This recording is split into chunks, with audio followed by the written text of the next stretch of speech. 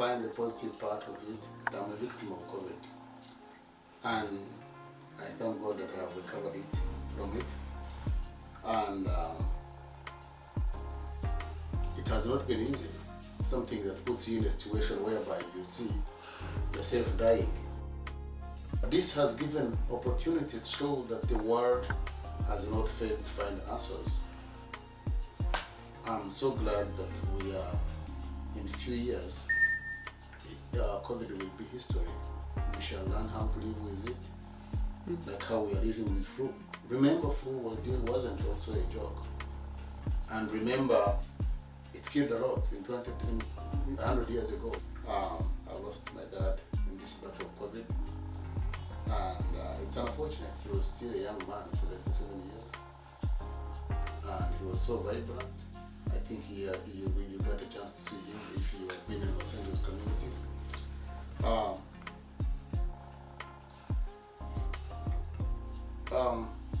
I see the community. I always have positive things in the community. COVID has brought a lot of positives, though it has created a lot of negatives. I can't imagine we are going to live a life where we don't hug, where we don't greet by shaking hands.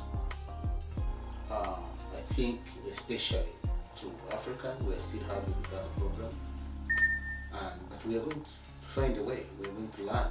Our body is going to adjust. The good thing, God created us with the ability to adjust.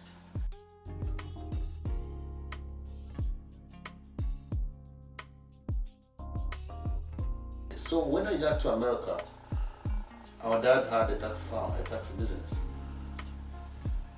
And it was easy for us to see what he does. There is a lot of things to do with taxes.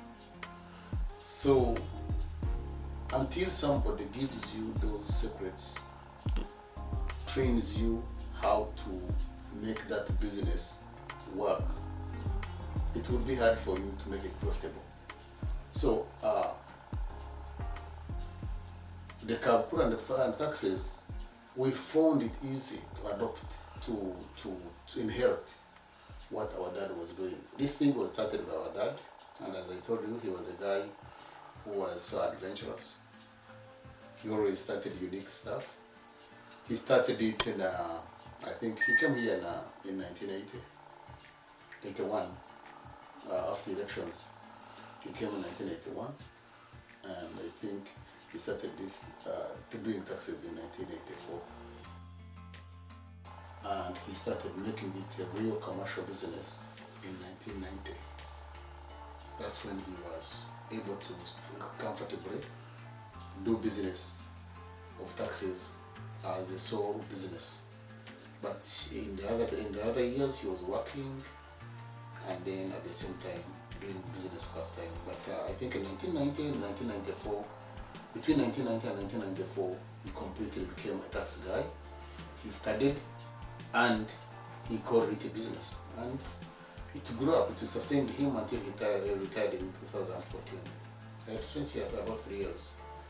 So I started tax business because whenever I tell him, so you can start tax business. That's what he was directing me to. I don't say that I had to sit and he tell me how to count ABC. I had to go to school and get licenses for taxes. But how he gets clients, how he handles clients, is getting a client and sustaining a client. This is a yearly business. So you have to know, to make sure that every year, whenever a client thinks of taxes, he has to think of Kabukuru. And we have done it perfect, sincerely. We are not forgotten. It takes 12 years to come back to me, but still you remember me. And we don't do much in between, but we are always there. You know, when you do taxes with the Kabukurus, you are sure of the right answer. My company's name is JNK, my initials, and Tax Solutions.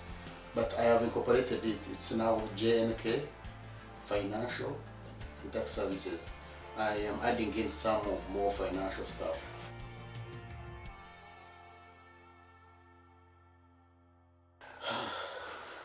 Well, there is a lot, like any business, there is a lot of challenges. Starting up a seasonal business that has hypes and lows, you need to know how to do a budget. So balancing my budget between highs and lows was most of the time in my initial stages the biggest challenge.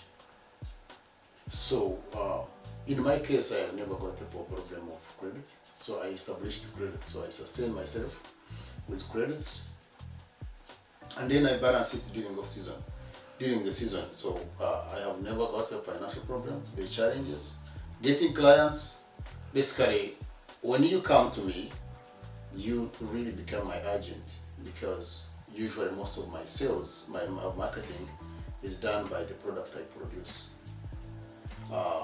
When I do your taxes, you feel confident to tell someone else to come to me, and I'm proud of that. The biggest challenge maybe has been, well, what could be the biggest challenge? Because most of the challenges, I always take opportunity to make them opportunity. Because when they hurt you, because what you would fear as a tax preparer or a tax accountant is when your client is audited. But when they audit you, basically that's when my strength comes, because I'm an enrolled agent and I can represent you to the IRS without hassle. So basically what should be my challenge is usually my strengths.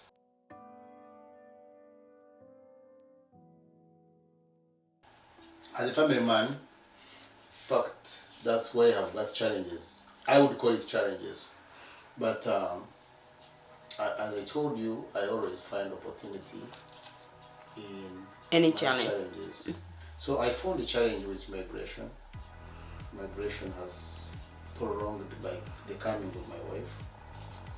And you know what? That has given me the opportunity to establish myself in Uganda. Much as I'm American, I'm 100% Ugandan, and I'm like Jesus. He is 100% human and 100% God. So I'm 100% Ugandan and I'm 100% American. Why am I saying I'm 100% Ugandan? Because when I go to Uganda, basically I'm established. I have a home. I have whatever Ugandan has, and I have whatever American has. So parenting, should I say I'm a single parent? I'm not. I'm not a single parent. Basically, the mom is very much involved in the matters of the kid. She is also taking my part, because I used to take a long distance parenting when they were in Uganda. Now she is taking long distance parenting when she is in Uganda and they're here. An old guy. I don't think this gray hair has come. An old guy. I have a 25-year-old son. I have a 22-year-old son. I have a 16-year-old girl. I have a 15-year-old girl. And I have a 13-year-old boy.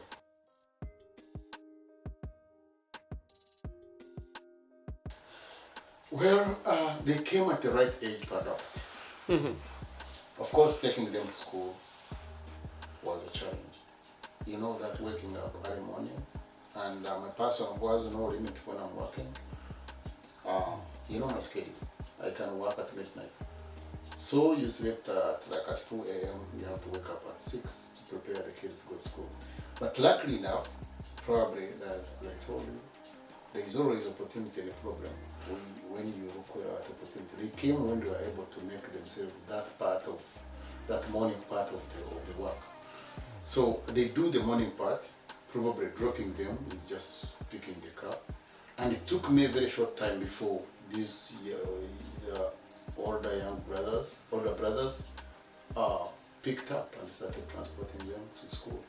And basically the challenge is nothing. Okay. Maybe having fun. I'm now having fun with my kids. I have kids in the house. I have It's generally fun. The only challenge is that they don't have their mom around. Of course, their mom is a very important thing. But I don't talk much about that because I still find opportunity in it. It gives me a reason to go to Uganda every year. And it has helped me develop in Uganda.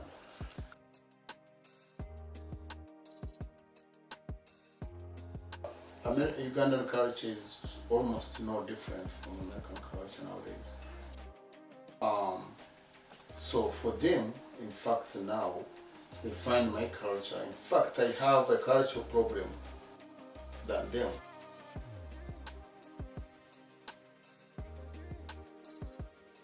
I grew up in the West. You always have problems with us. Yeah. So what I call normal most of the times it sounds not normal to you. And that's basically cultural difference. If you find it easy, it becomes easy. So my kids grew up in town, grew up in Kampala, grew up in Kampala schools. So they are used to this culture of limits. And basically, when most of the time I didn't grow up in a culture of these limiting words. You say whatever you say. If I see a blemish on your body, I will not just hide out and laugh. No, I will tell you, you know what? I think you have something on your ear. Can you take it out? But in this a little bit plastic culture, when you tell somebody you have a blemish on your eye, it would be like you invaded her privacy. No, it's just caring. We see it as caring. We take out the blemish and then we fine.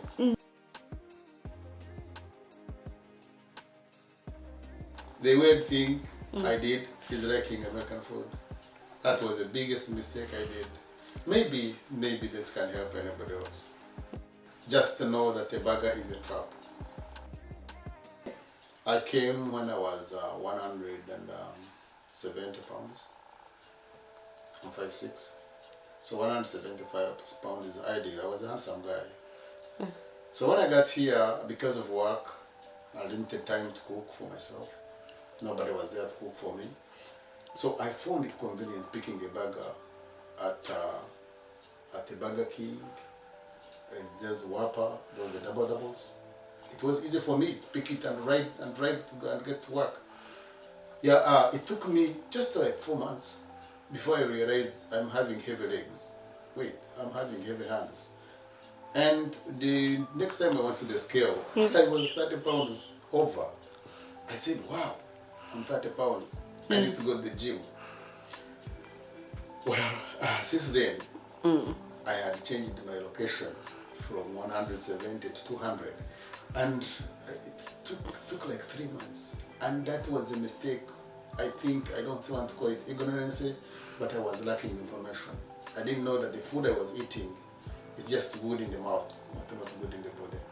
Okay. So those, what did you call it? Did you call it a challenge? No, it was a weird moment. That was a weird moment.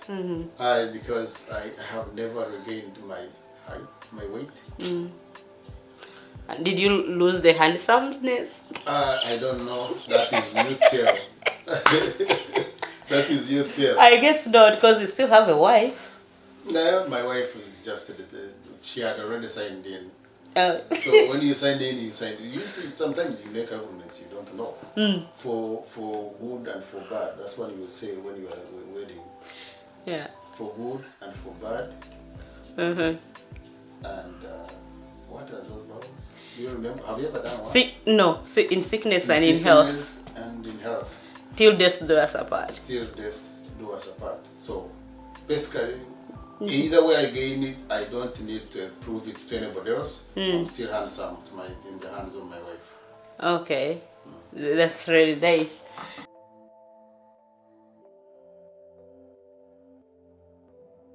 Well, I have good relationship with Ugandans.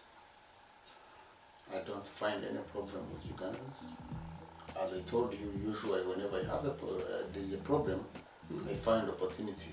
When a Ugandan comes with a problem, most of the time it's confusion. When you redirect him or her, those are our lifetime clients, basically, because one time he had a problem. Of course, Ugandans, we have special problems. We have immigration problem. We have family problems. We have need problems. Our needs are different. We don't have a foundation here. When you get here, you are loose. You are in air. Toina wa restinga. Maybe this would help people in Uganda to know that when somebody comes to America, basically all his foundation is trashed. Taina wa auntie wa chara, taina wa sister wa chara, mukwana gwe nedda, taina campus mate, university school mate. Bawuza nti munango omulimu guliwa. And most of the time, people who come here, I have been here long enough to welcome people who completely never heard of Julius. Okay? So he find he's running in a stranger like Julius. It's up to me to be responsible to direct him or her into a right direction. But not everybody is like Julius who is giving you a right direction. Some other will take the opportunity to take in the wrong direction so that they can take opportunity of you. Okay? So many people have been in the ditch, not for reason that they have landed on wrong people. Okay, so the opportunity I've got the opportunity to help some people who are lost in the system, who are lost in America, because in America you can easily get lost. Yeah, not lost to know, not to know where you're going, but not lost to not knowing what to do. Okay.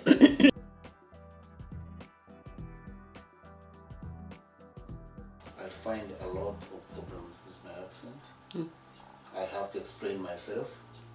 They have taught me how to talk slow because I can't talk so fast. But I realized I have to say a word completely so that somebody can understand. Especially when I'm on phone. When I'm on phone explaining, I really have to go slow so that the person on the other side can understand. And usually, you know how to spell phonetically. J as in John, A as in apple. When I say B, he hears V. When you say V, he has B. So you really have to be careful.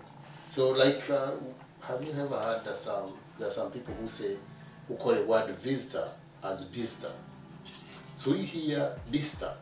So you hear bista, you look for a word bista in a dictionary.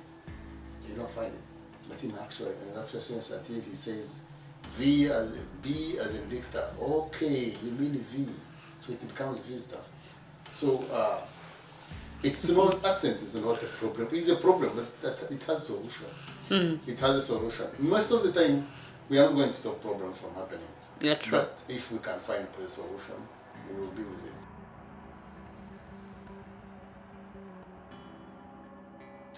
Yeah, the hiccups. I'm one of the popular person who has got a hiccup and recovered.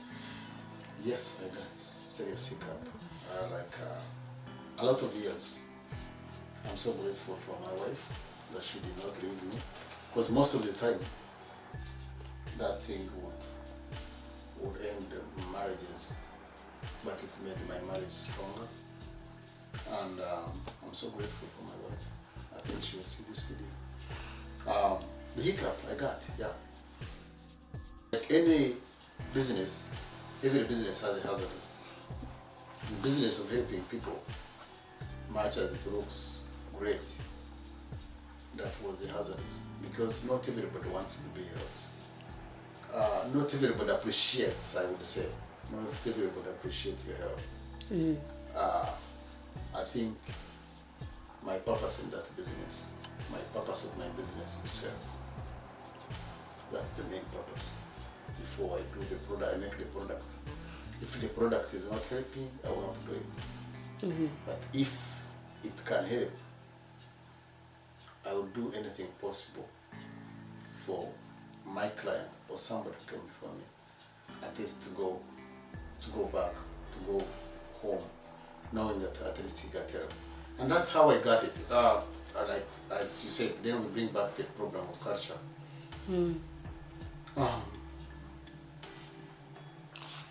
The culture, the difference with Uganda, and especially the region I grew up, you will take every effort to help. In America, you know very well that when you find a car, when you find someone after accident, you are not supposed to stop. Oh. Yes. You're not supposed to stop on accident. Don't you know that? No, I didn't. I thought you call. You call. Thank you. You know what to do. But you're not supposed to stop. But if it happens, if you find an accident in Uganda, what do you do? You stop. And help. You help, you find yourself having a problem. So that's the problem. When I got here, my culture was I need to help. And I think for people who know me, I helped. Well, that helping was not like something, it's not something that people wanted actually. I would say people wanted it. It's not something that was right to everybody. Okay? So I found a hiccup in helping. Okay. And like any other, like any job, that was an occupational hazard. And I'm so grateful that I survived it. Okay. I learned a lot from it. And I'm a better helper now. I would help you not to get into that problem. In fact, I do it a lot for my clients who seek advice. That you are doing this. Most of the time when you come to ask me questions, I will ask you more questions. Because I need to know the background. I need to know your way forward. I need to know your plan. Okay. Do you feel comfortable like mentioning the hazard? Well, why don't I? It's on the internet. Yeah. You said there are some people who can't read, who don't have. Yeah. Yeah. Why are you putting on this stage? Like Because there's someone there, it's gonna help. Yeah. When I came to America, coming to America, I mean, maybe if I tell you coming to America, my coming to America was the most one. In fact, it was more easier for me to come to America than how it was for me to come from Mbarara to Kampala. Oh. Yeah. Okay. I really had to first pass to get to go to university, first to be admitted to the university, so that I can come to Kampala. And coming to US, I just saw a letter in the mail, and that was it. I just followed the instructions, and the next day I was in Los Angeles. I basically landed in Los Angeles, and I never moved. So things most of the time we take it for granted. When I got here, I learned out what to do, and it was almost 10 years in the field. So I was very experienced, but not well informed. So I ran into a hiccup.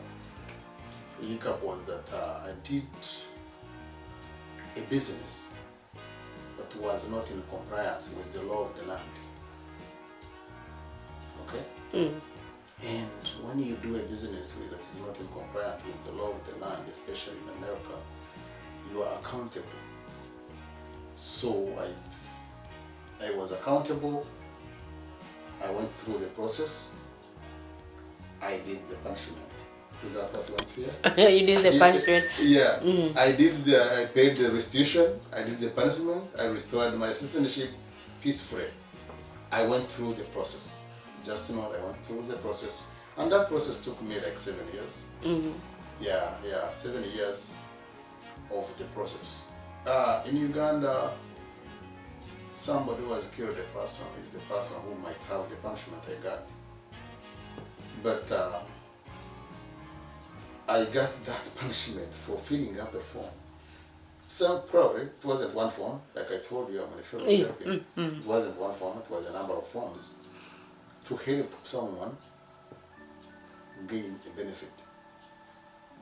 There was what we call non-compliance. It's not like I did anything crazy other than being non-compliant. And that has helped me now do a good business, because now it's very hard for me to make me non-compliant. But by then, like I told you, helping in Uganda is different from helping here. Yes. So being non-compliant, when I'm helping someone, I was seeing it as something that would make me help. And it gave me a lesson plan. Well, I had read those things, that's why I had to accept the punishment. I had studied those things when I was doing the training. But that was a culture crash, you know? A culture crash was like, when you're helping someone, try to do the best. Try to do whatever is possible, even when it is being non-compliant. And it was a non-compliance, basically. Okay. So those 7, did you spend 7 years in there, or less than 7? The whole process took 9 years, basically. It took 8 years. 8 years. How was it inside? You gonna share or no? Experience out inside. You want to know? Yes. It's so dangerous. It's so dangerous. They always show it on TV, right? We see TV. Well, on TV, okay, there is this myth that in America's prisons, it's like you are home. You have your bed, you watch TV. Not really. It's not home. Yeah. I think American prisons are the most dangerous ones. Just for one reason. There is a culture that you find there that you have never seen, you can't see anywhere in the world. We always study about what we call separation. Separation in the east, in the south, which is in Alabama and whatnot. Separation, like blacks are blacks, whites are white, Hispanics are Hispanics. You can't see it in the real life. But when you get in prison, that was one of my biggest challenge. People completely separate. They put a wall in that a black is a black, a white is a white, a Hispanic is Hispanic. You see that in actual sense, for me, I didn't have a culture. So I had to be adoptive of any one of the two. Because even when I'm black, I'm not a black American. I'm a black African. So I found myself alone. Well, I'm so grateful for my brothers, the black Americans. They welcomed me as theirs, and they took care of me. But basically, that's how I got defined. When I got there, I was looking for any help from anybody. Whoever wanted to talk to me, help, there's no need for help, but talking to someone is helpful. Sharing with someone, asking someone. So you find like, you see a guy seated on one place, he sits in one chair, telling you where to move, because people in prison are stressed. American prison system needs prayers, because imagine how much do you think you are going? How many years do you think you are going to spend in life? In life, yeah. I'm not sure. I just take one day at a time. I pray to God that. Just what's your wish of your life? 100. Okay, 100 years. Then somebody takes 25% of your age. That's 25 years. So you find somebody who has served in prison for 25 years. He's in the 24th year. How does he look? Those were the shocks of my life. And those people are there. I think maybe in Uganda there are very few people who have been in prison. And in fact, that's why we don't respect the law. Because if really prison is a punishment in Uganda, people would respect the law. But in Uganda, prison is not yet a punishment. It's just, it's not, prison system is not yet perfect. Here guys have perfected. They will lock you up for 25 years for a simple transaction. A simple transaction like trading on stock. like selling stock. Let me say, there was one guy who he was a CEO. It's not like they lock down, they lock up gangs only. He was a CEO of a certain organization in 1993. So he made what they call red hearing. He made red hearing, but with false information. And many people lost money in buying his stocks. And because of the loss he made, he was rich enough to fight the case until 1997. But it did catch up with him. So they gave him 20 years for a simple transaction because people lost money. Okay? And it's a transaction that he was hoping it would work because it had worked before. They gave him 20 years. I found him in his 16th year. And he was content. He had accepted his punishment because what they do to you is like accept your punishment. You are not above the law. Do they hit you or no? They don't hit you. But just the They isolation. protect your body, but they prey your mind. So you find you are in a body that you don't even like. Because basically without mind, the body doesn't help that much. So when you find you are doing the same thing now and then for 2, 3, 4 years, then you gotta be straight.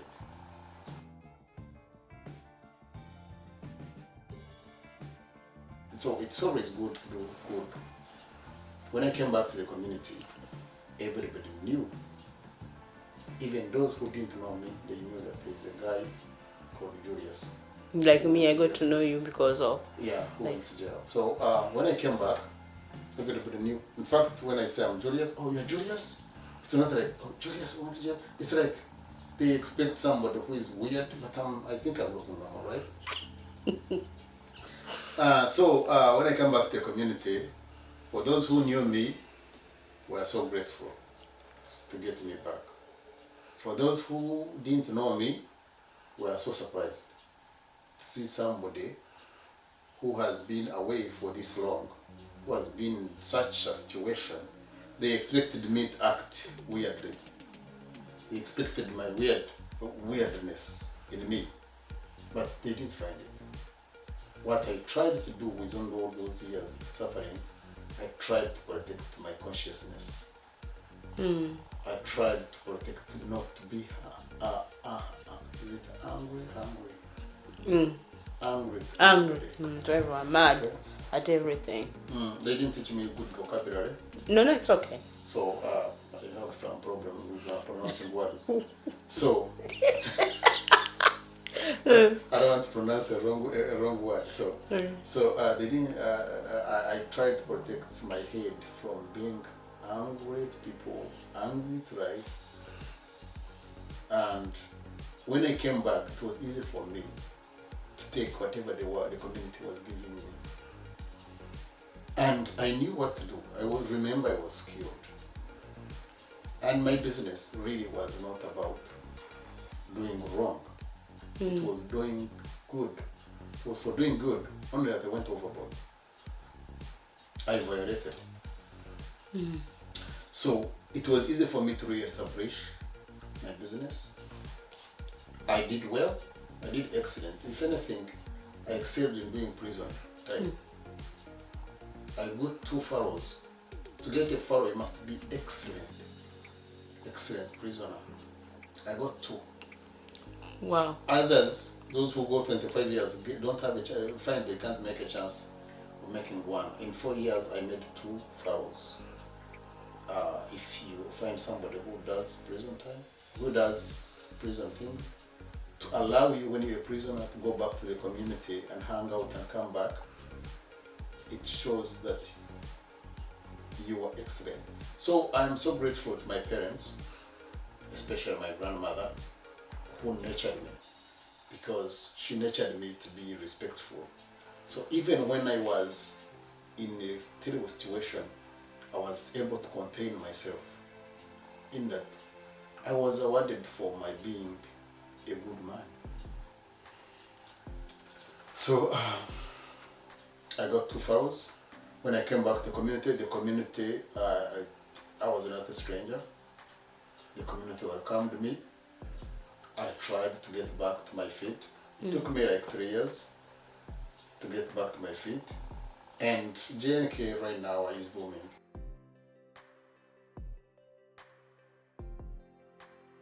Word of wisdom, yes. Whatever you do it with one heart. And try to help. But most of all, try to be compliant. Some compliance, you might just don't aim on compliance because compliance might be deceiving. You might be compliant all the way, but when actually you are doing something wrong. So try to do something right. In my case, I was not compliant, but I was doing something right. And that's why I was able to, I think I have a record time to get back on my feet in 3 years. Yeah, I'm so grateful for my brother Dan. I think he helped a lot through that. He helped me a lot through that process. He allowed me to have an office in his office. He allowed me to mingle with his clients. Some of them were my clients. So, and that's why it was easy for me to reestablish. He polished me through good. Because most of the time, many people were seeing a criminal with day. So, onamazemi yake yanamukomera. Tajja kusoboka. Yono mubuuza kiki kyamanyi nedda baba. It's not like that. In fact, when I went there, I developed my what I know. I got 2 degrees from there. Even though I had a business degree from Uganda, I got a business degree from there. And I went to understanding my faith. So I got a theology degree from there. Some people you hear some people calling me a reverend. Oh. No, not a reverend, a kind of a pastor. It's because I have a theology degree. Okay. But I have not yet started that. I'm still waiting for God's calling. Okay. There is a lot to venture. See, the good thing I'm adventurous, like my dad. If it necessitates, I will do that. But believe me, I am a pastor. As in, should I call myself a theologian? Yes, I'm a theologian. Okay. I'm not a pastor because I don't practice. I like to listen. So when I'm listening, how these people are interpreting the Bible, I really understand what they are saying.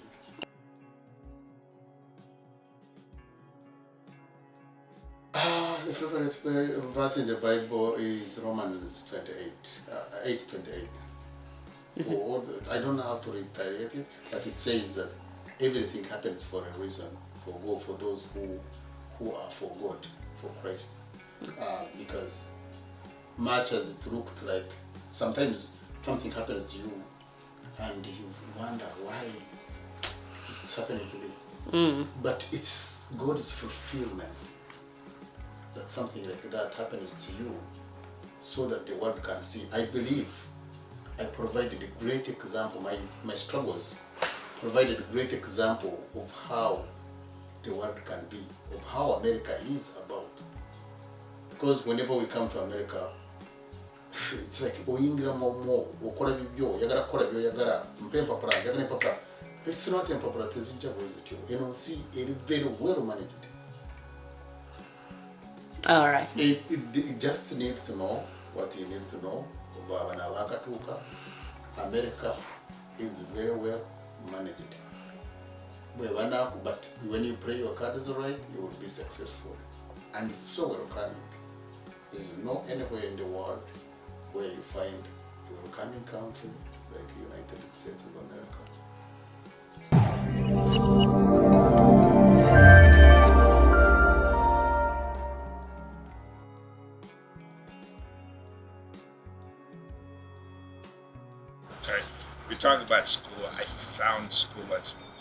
easy because the way we did school here in the US versus the way we did school in Uganda. When someone waves at you like this, you know, in our culture could mean like, hey, come here, you know? Yeah. Whereas here it may mean, hey, you know, bye, see you later. My initial mistake as a teen in this country was that I needed to be, you know, to be American and shed off my Ugandan.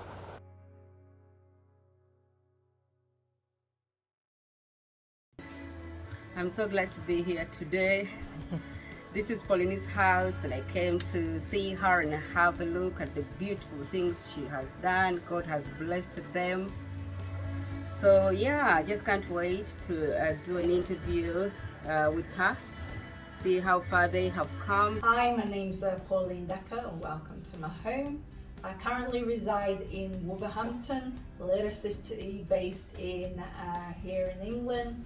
And you know, in terms of profession, what I do, I was a project manager by profession. However, that's all changed as I'm an entrepreneur now, a full-time entrepreneur, just running my own business, a successful cryptocurrency business, as well as doing other sidelines, of course, that create passive income.